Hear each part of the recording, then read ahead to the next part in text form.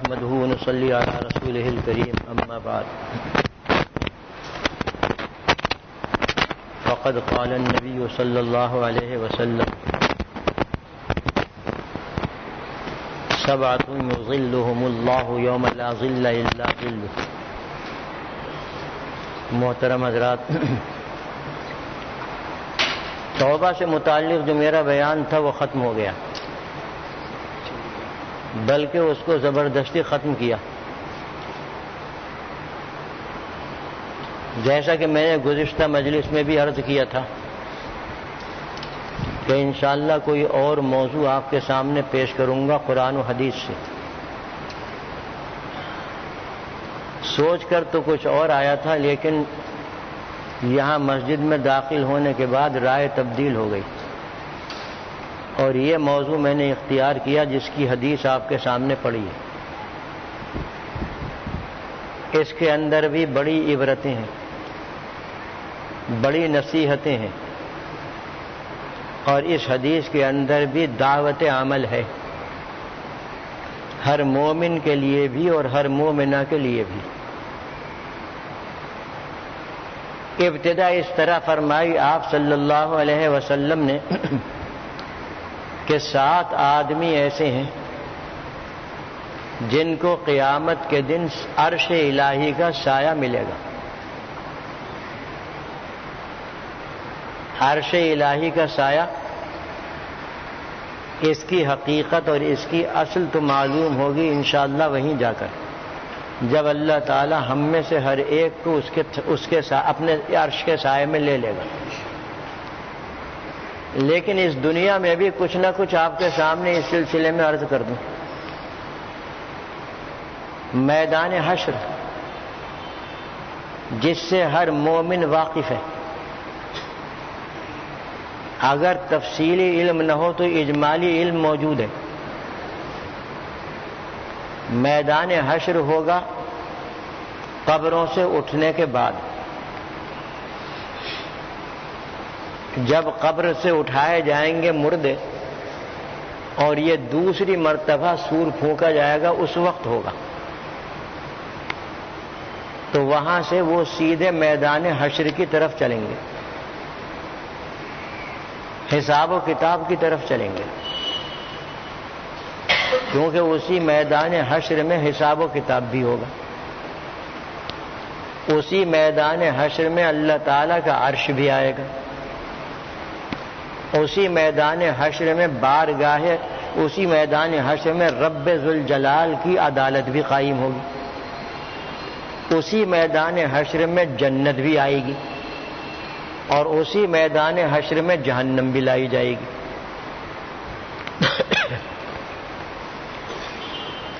یہ ہے میدان حشر. کتنا وسیع و عریض ہوگا اللہ ہی بہتر جانتا ہے. تمام اولین آخرین، تمام اگلے اور پچھلے انسان اور جنات وہاں پر موجود ہوں گے حساب دینے کے لیے، اور ملائکہ اور فرشتے لا تعداد انتظام کے لیے اور اللہ کے حکم پر عمل، اللہ کے حکم کو نافذ کرنے کے لیے وہاں پر موجود ہوں گے. بس اس سے اندازہ لگائیے، ایک حدیث جو ترمذی شریف میں ہے، اس حدیث سے اندازہ لگا لیجئے کس قدر کثیر تعداد ہوگی فرشتوں کی. آپ صلی اللہ علیہ وسلم نے فرمایا کہ میدان حشر میں جہنم کو لایا جائے گا. کس طرح؟ اس کی تفصیل بتائی. اس طرح لایا جائے گا کہ اس کی 70,000 باگیں اور لگامیں ہوں گی، یعنی بڑی بڑی موٹی رسیاں جہنم کو کھینچ کر لانے کے لیے، موٹے موٹے رسے. اپنی زبان میں بتا رہا ہوں، وہ 70,000 ہوں گے اور ایک ایک رسے کو 70,000 فرشتے پکڑے ہوئے ہوں گے. 70,000 کو 70,000 میں ضرب دے دیجیے، یہ تو جہنم کے لیے ہے، جو اس کو کھینچ کر لا رہے ہیں میدان حشر میں لانے کے لیے، ان کو اس جہنم کو کھینچ کر لانے کے لیے اتنے فرشتوں کی تعداد ہوگی۔ اس کے علاوہ اور بھی بہت سے فرشتے ہوں گے۔ یہ میدان حشر کا تھوڑا سا مختصر سا نقشہ ہے۔ پھر اس کے اوپر مزید یہ بھی دیکھی، جیسا کہ حدیث شریف میں آیا ہے کہ سورج جو ہوگا یہ 1.25 نیزے پر ہو جائے گا۔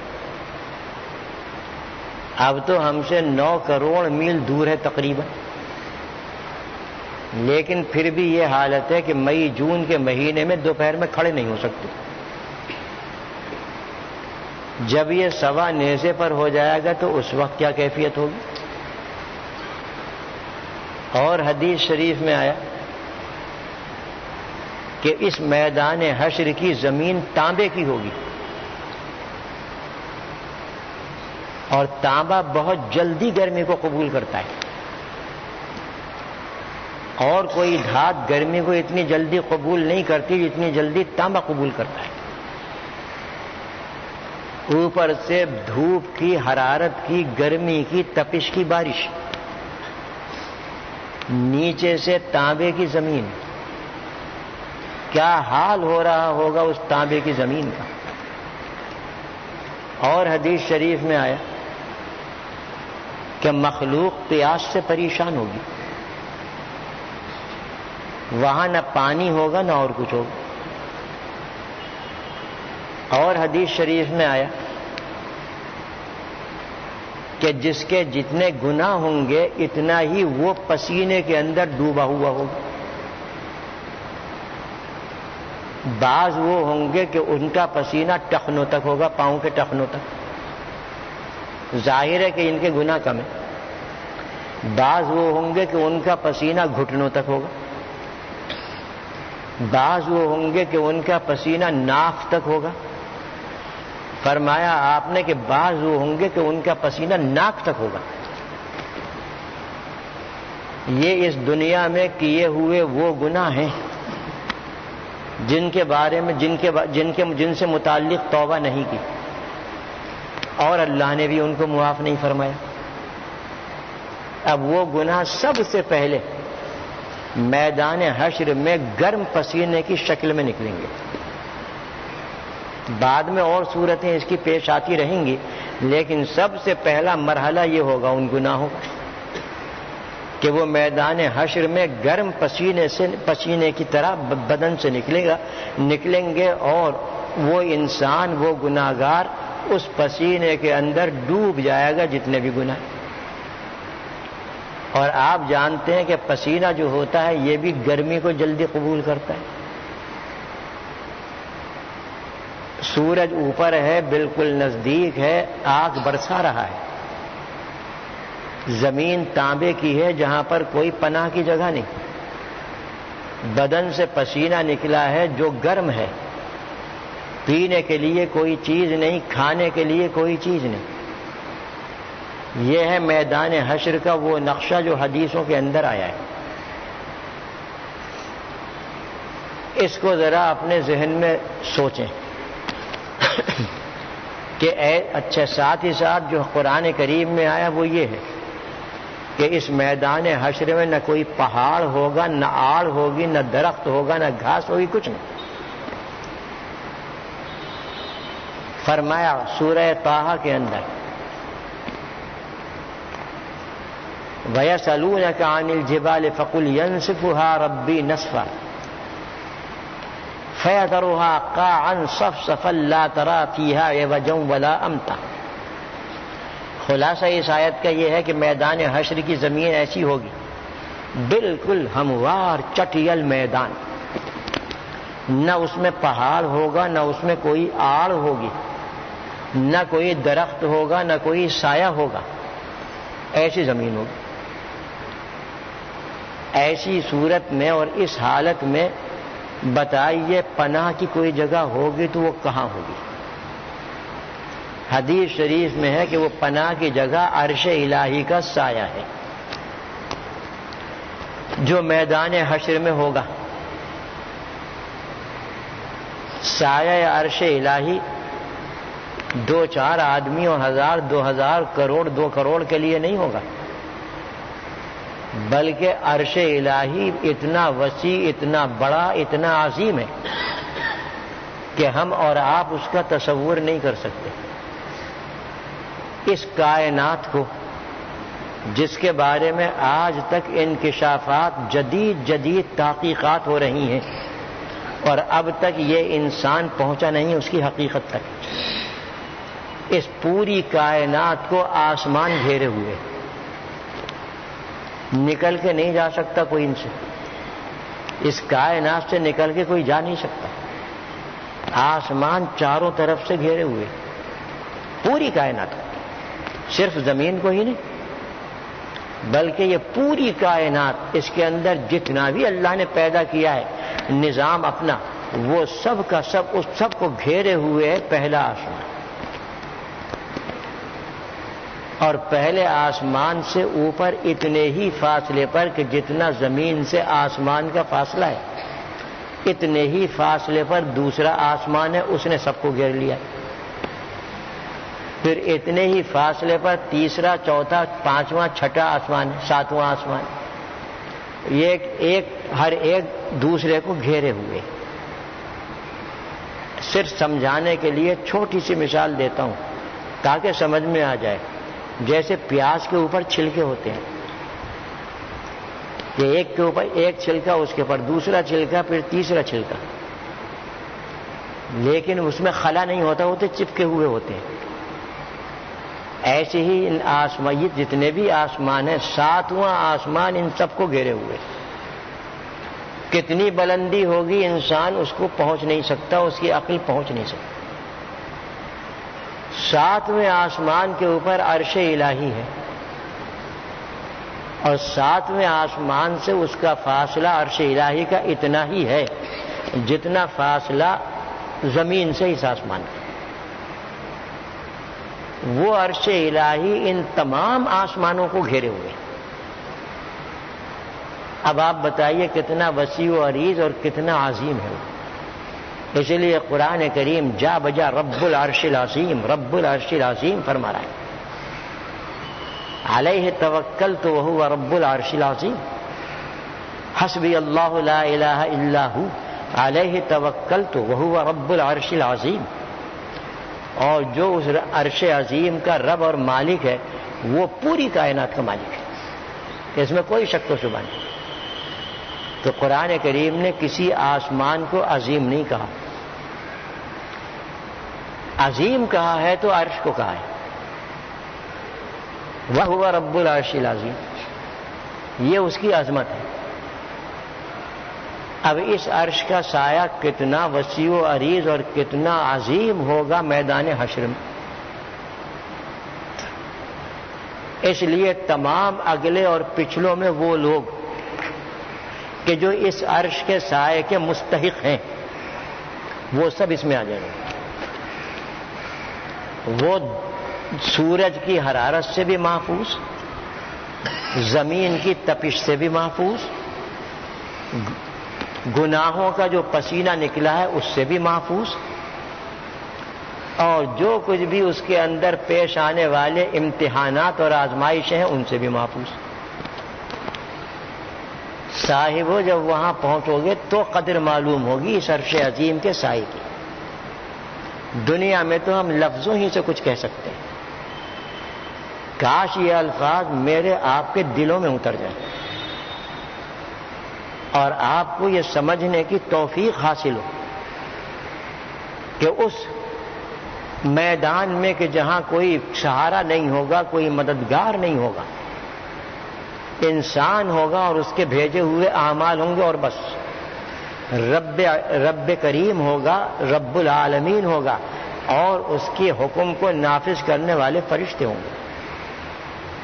وہاں پر پتہ چلے گا اس عرش عظیم کے سائے کا کہ کتنی بڑی نعمت ہے.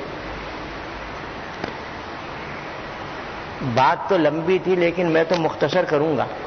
تو آپ صلی اللہ علیہ وسلم نے فرمایا کہ قیامت کے دن جب کوئی سایہ نہ ہوگا، حشر کے موقع پر میدان حشر میں جب کوئی بھی سایہ نہ ہوگا وہاں، اور صرف اللہ کا ہی سایہ ہوگا، اور وہ سایہ ہے عرش کا.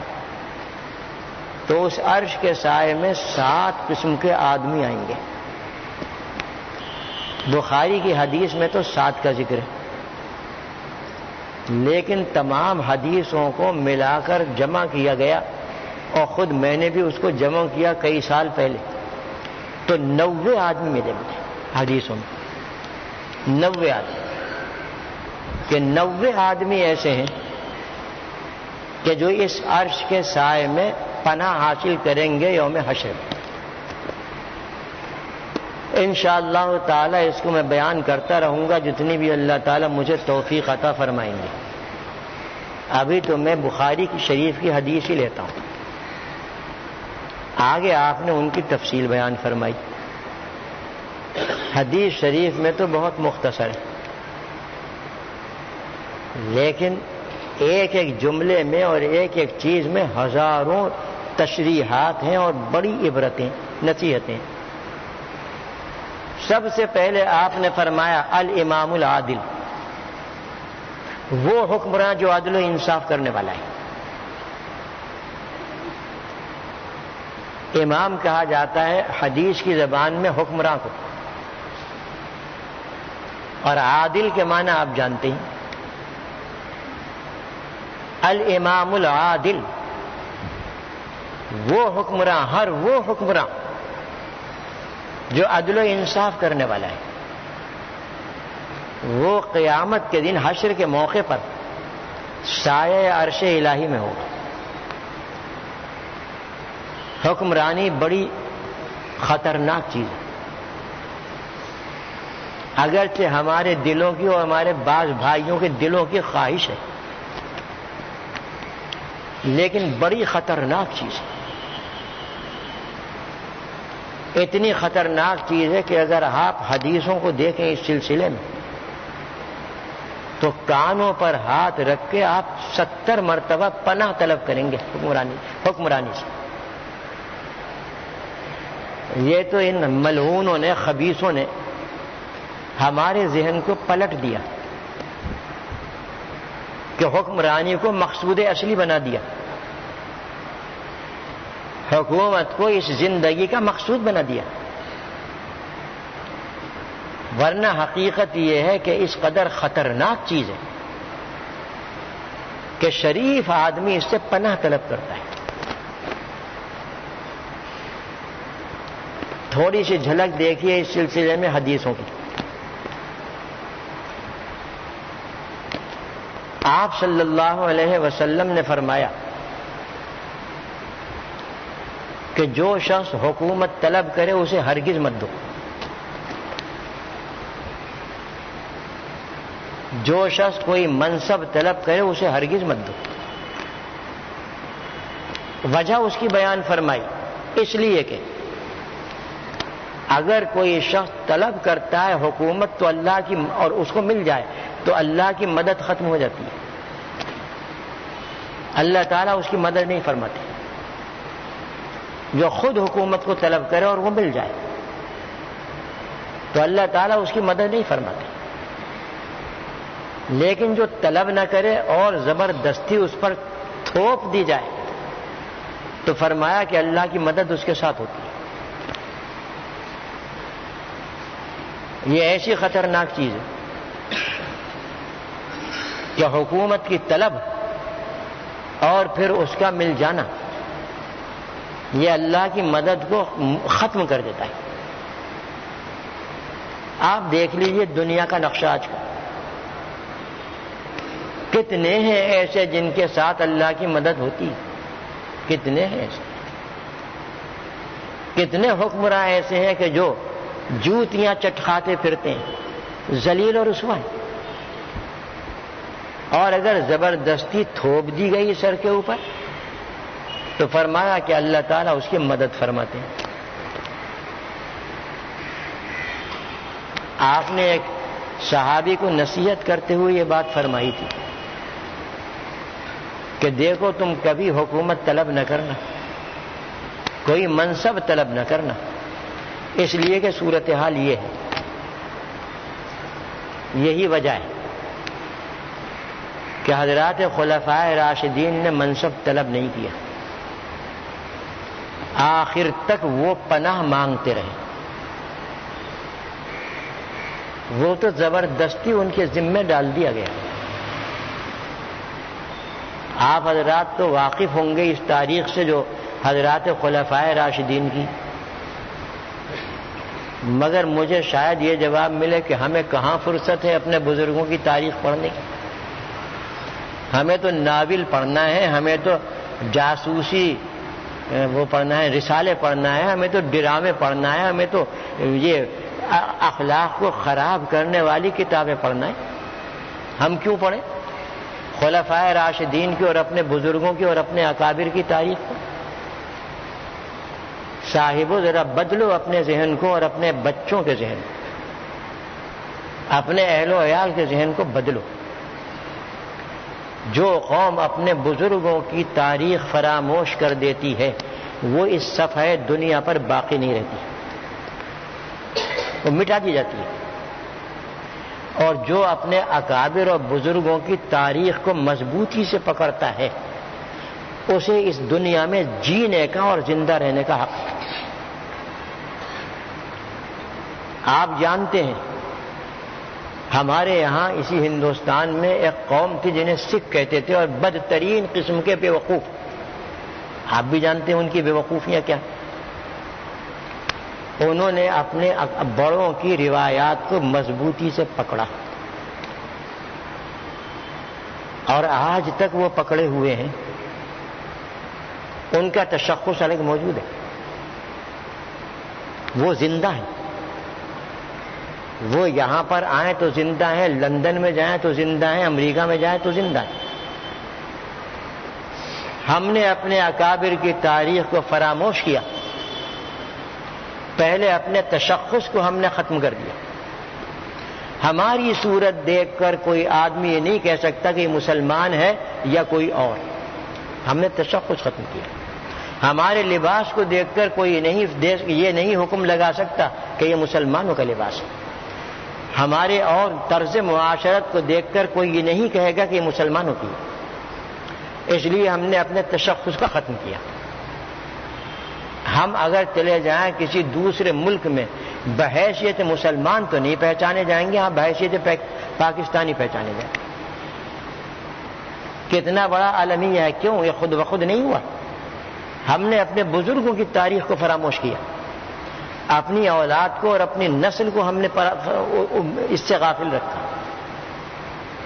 لہذا ہمیں اللہ محفوظ رکھے، اللہ میری اس بات کو پورا نہ ہونے دے۔ تاریخ کا فیصلہ یہ ہے کہ ایسی قوم اس دنیا میں زندہ رہنے کا حق نہیں رکھتی، تاریخ یہ کہتی ہے ایسی قوم دنیا میں زندہ نہیں رہے گی، مٹ جائے گی۔ تاریخ کا فیصلہ ہے، میں خود نہیں کہہ رہا۔ ذرا عبرت حاصل کیجیے اور ذرا سوچئے کہ کدھر جا رہے ہیں۔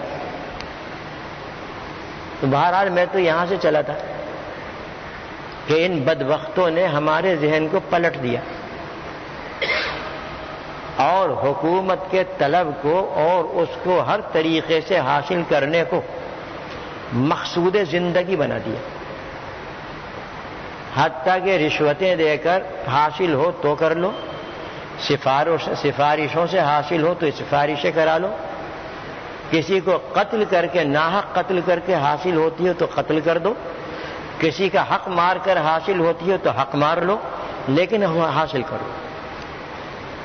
حضرات خلفائے راشدین نے کبھی منصب اور حکومت طلب نہیں کیا۔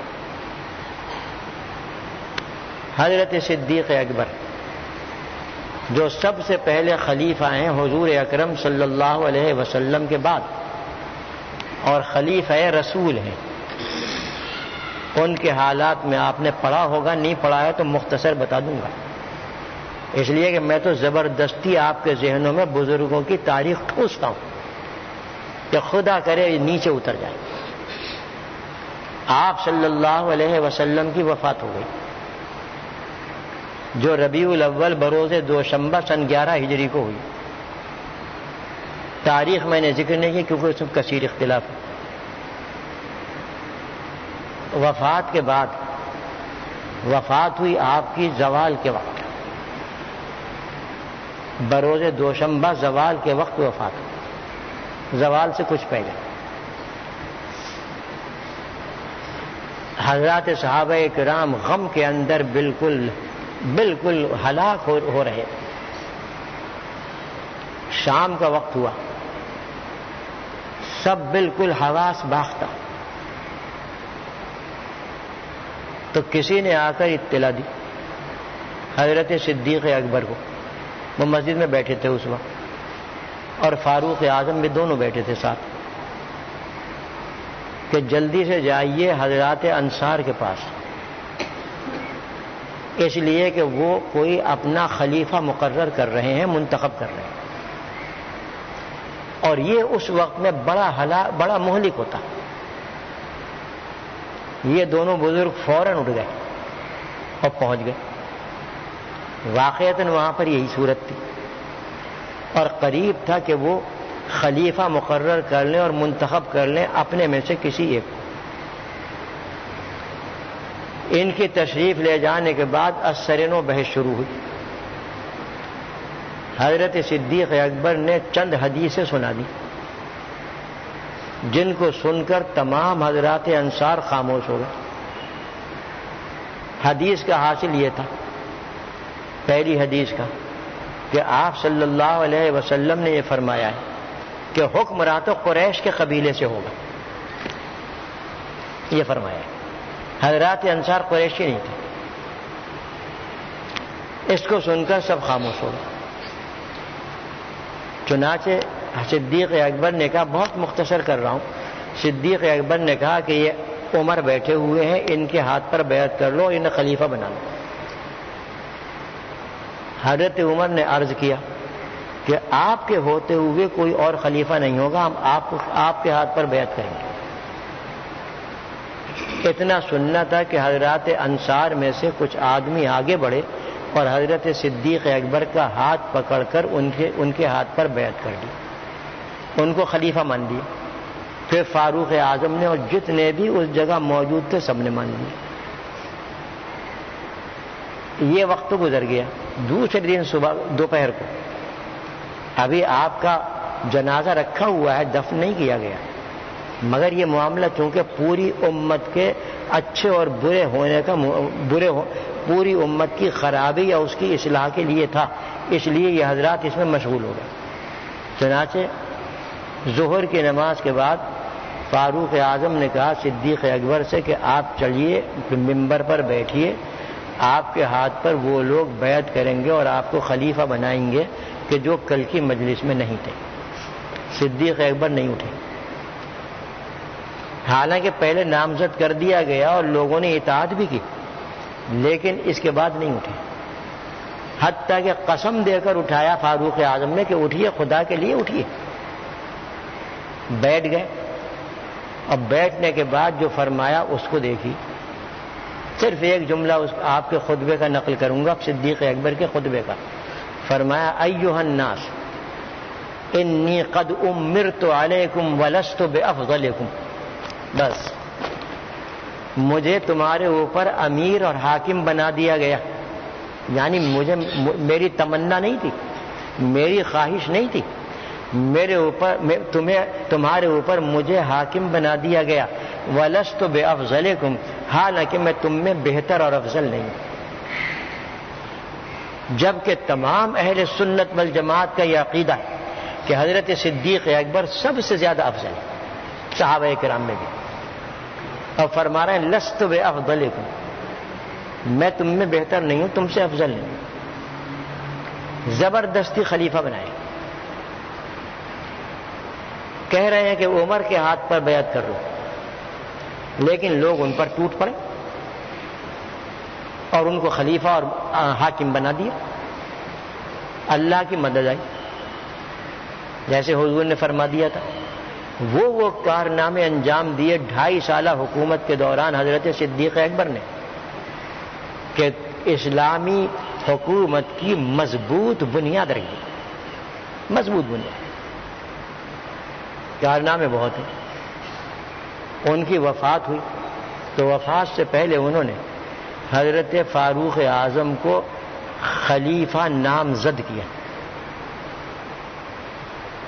اور نہ صرف نامزد کیا بلکہ اللہ سے بار بار یہی التجا کرتے رہے کہ اللہ میری نظر میں جو سب سے زیادہ بہتر تھا اس خلافت اور حکومت کے لیے میں نے اسے منتخب کیا ہے، اگر کوئی غلطی ہے تو مجھے معاف فرما اور ان کی مدد فرما۔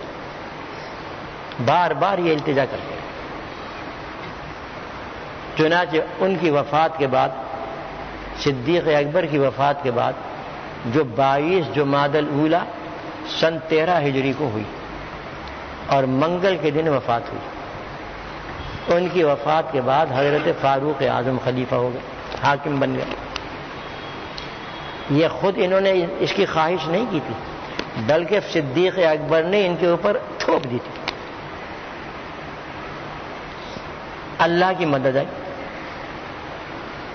اور وہ کارنامے انجام دیے کہ پورے عالم میں اسلامی حکومت کا نام روشن ہو گیا۔ ایسے عدل و انصاف سے حکومت کی کہ آج تک لوگ اس کی مثال دیتے ہیں، بلکہ کافر اس کی مثال دیتے ہیں کہ بھئی حکومت کرنا ہے تو عمر جیسی حکومت کرو۔ ان کی شہادت ہوئی، فاروق اعظم شہید ہوئے مدینے میں، ایک کافر کے ہاتھوں شہید ہوئے، تو ان کے بعد زبردستی خلیفہ بنایا گیا حضرت عثمان غنی۔ اللہ کی مدد ان کے ساتھ بھی ہے۔ چنانچہ ان کی خلافت کے ابتدائی 6 سال بڑی شان و شوکت کے تھے۔ بعد میں کچھ امت ابن سبا پیدا ہو گئے، باغی لوگ پیدا ہو گئے جو امت ابن سبا کہلاتی، اور اس نے نظام حکومت درہم برہم کر دیا۔ باغی ہوتے ایسے ہیں، جس حکومت اور جس ملک کے اندر سر اٹھا لیں اور ان کو کچھ قوت حاصل ہو جائے پھر وہ چین سے نہیں رہنے دیتے، نہ مخلوق کو چین سے رہنے دیتے ہیں نہ حکومت کو چین سے رہنے دیتے ہیں۔ تو سب سے پہلی بغاوت اسلام میں اس وقت آئی جو امت ابن سبا یعنی اولاد یہود کی سازشوں سے، اولاد یہود کی سازشوں سے یہ بغاوت چلی۔ سادہ دل مسلمان اس بغاوت کا شکار ہو گئے۔ چنانچہ ان کی شہادت کے بعد حضرت علی کرم اللہ وجہ کو زبردستی خلیفہ بنایا گیا۔ بھاگ رہے تھے وہ خلافت سے، حکمرانی سے، گھر میں چھپ کر بیٹھ گئے، لیکن لوگ گھر میں داخل ہو گئے، زبردستی پکڑ کے لائے، مسجد نبوی میں بٹھا کر ان کے ہاتھ پر بیعت خلافت۔ اللہ نے ان سے بھی بڑے بڑے کام لیے۔ یہ ہے ان بزرگوں کی خلافت اور حکمرانی کا تھوڑا سا نقشہ۔ اللہ نے، آپ نے تو یہ قانون بتا دیا اللہ کا کہ جو طلب نہیں کرے گا زبردستی اس پر یہ تھوپی جائے گی، تو اللہ کی مدد اس کے ساتھ ہوگی، اور جو طلب کرے گا اور بالخصوص ناجائز طریقوں سے تو اللہ کی مدد اٹھ جائے گی اس سے۔ بس وہ جانے اور مخلوق جانے، اللہ مدد نہیں کرے گا۔ یہ حکومت ایسی چیز ہے، اس حکومت کی طلب کے اندر اندھے بنے ہوئے ہیں بہت سے لوگ، ایسے اندھے بنے ہوئے ہیں کہ آج اس جماعت میں ہے، یہاں ان کی حکومت ختم ہو گئی، دوسری حکومت آ گئی تو اس جماعت میں چلے گئے، ان کی ختم ہو گئی پھر پہلی جماعت کے اندر آ گئے۔ ایسے اندھے بنے ہوئے ہیں، نہ کوئی نظریہ ہے، نہ کوئی ان کا وہ ہے عقیدہ ہے، نہ اور کچھ چیز ہے، بس مقصود اصلی حکومت۔ تو یہ حکومت اچھی چیز نہیں ہے، خطرناک چیز ہے۔ یہ تو دنیا کے اندر ہے۔ آپ صلی اللہ علیہ وسلم نے فرمایا اسی حکومت کے بارے میں کہ نعمت المرضعہ و بئست الفاطمہ، ایک جملے میں سب بیان کر دیا کہ جب آتی ہے تو بڑی اچھی معلوم ہوتی ہے، حکومت جب ملتی ہے تو آدمی کو بڑی بھلی معلوم ہوتی، لیکن جب جاتی ہے تو بدترین نتائج دے کر جاتی ہے، بہت بری چیز ہے۔ اور جائے گی تو صحیح، ہمیشہ کے لیے تو کوئی نہیں آیا۔ حکومت جب جاتی ہے تو بڑے خطرناک نتائج دے کر جاتی ہے۔ اپنے ملک کی تاریخ بھی دیکھی کہ کس طریقے سے ہوتا رہا۔ تو یہ ہے حکومت حضرت، دنیا میں تو یہ ہے، اور آخرت میں، آخرت کا نقشہ آپ کے سامنے میں کھینچوں تو آپ لرز جائیں گے۔ اس لیے میں نے کہا تھا کہ حکومت کا جو شرعی تصور ہے وہ آپ کے سامنے آ جائے تو آپ 70 مرتبہ پناہ مانگیں گے۔ ایک ایک چیز کے بارے میں سوال ہوگا حکمراں سے، جتنی امانتیں اس کے سپرد کی گئی ہیں ان تمام امانتوں کے بارے میں سوال ہوگا، جتنے فرائض اس کو دیے گئے اور اس نے کوتاہی کی تو اس کے بارے میں مواخذہ ہوگا، جتنی کثیر رعیت ہوگی اور وہ انصاف سے محروم رہی ہوگی ہر ایک کے بارے میں مواخذہ ہوگا۔ کہاں تک دے گا جواب؟ ظالم حکمراں کہاں تک جواب دے گا؟ ذرا سوچیے آپ اس کو۔ حضرت فاروق اعظم سے زیادہ عدل و انصاف کرنے والا نہ پہلے کوئی ہوا علاوہ ان کے پیش رو دو حضرات کے، نہ بعد میں کوئی ہوگا قیامت تک۔ میں نے شاید سنایا تھا آپ کو یا کہیں اور سنایا تھا، جب ان کی شہادت ہو گئی فاروق اعظم کی تو ان کے صاحبزادے عبداللہ ابن عمر فرماتے ہیں کہ میں 2 سال تک دعا کرتا رہا اللہ سے کم والد بزرگوار کی زیارت خواب میں ہی ہو جائے۔ 2 سال تک دعا کی لیکن نظر نہیں آئی، خواب میں بھی زیارت نہ ہو۔ ایک دن خواب میں 2 سال کے بعد زیارت ہوئی، اس حال میں کہ پریشان ہے، چہرے سے گھبراہٹ ٹپک رہی ہے اور اپنی پیشانی سے پسینہ پوچھتے ہوئے آ رہے ہیں۔ یہ فاروق اعظم ہے حضرت۔ میں نے عرض کیا کہ ابا جان کیا حال ہے، کیسی گزری؟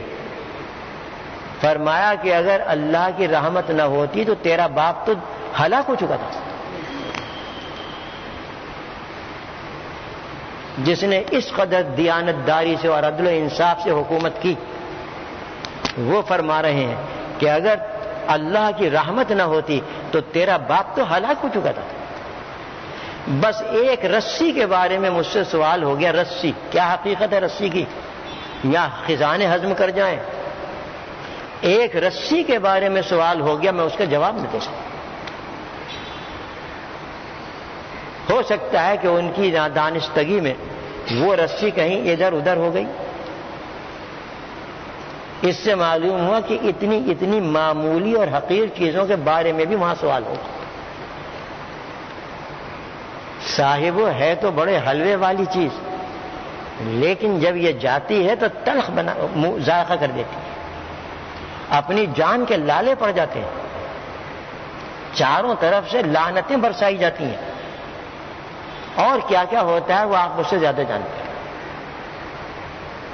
یہ ہے حکمرانی کا وہ تصور جو حدیث میں آیا ہے، اور ذرا اس کو اور تفصیل سے عرض کروں گا انشاءاللہ اگلی مجلس میں۔ تو فرمایا کہ سب سے پہلا وہ شخص کہ جو عرش الہی کے سائے میں جائے گا وہ عادل حکمراں ہوگا۔ حکمرانی کا تو یہ ہے، اور عدل و انصاف کا بھی بتاؤں گا اگلی مجلس میں انشاءاللہ۔